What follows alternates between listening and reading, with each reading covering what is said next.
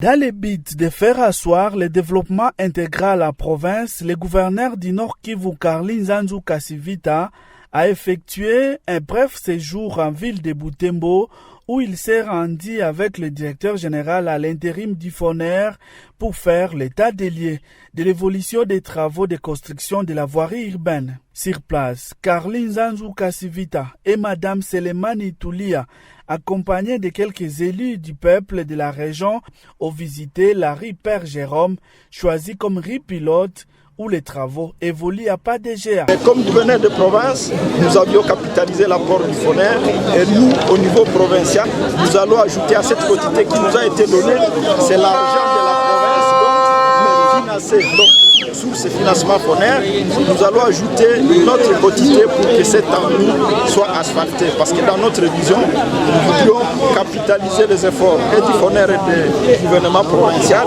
pour arriver à des résultats durables. Pour les chefs de l'exécutif provincial du Nord Kivu, une fois les travaux de la couche de base et de la canalisation des eaux finis, le gouvernement provincial va revenir sur place d'ici 2 mois avec l'asphaltage de cette rue.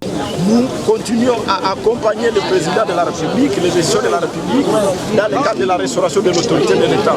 En dépit évidemment de quelques situations insupportables, macabres même dans les territoires de Béni, nous pensons qu'ensemble, avec la vigilance de la population, avec la volonté du peuple congolais, nous arriverons au bout de cette tragédie. Soulignons que la première phase de ces travaux est financée par le gouvernement provincial du Nord Kivu à travers FONER sur sa quotité au regard de la loi FONER, un financement décroché à Kinshasa par le gouverneur Karli Nzanzu Kasivita. La seconde sera financée par le trésor provincial. Profitant de ce séjour à Butembo, le gouverneur a sensibilisé la population locale sur les gestes barrières afin de lutter contre la pandémie de coronavirus.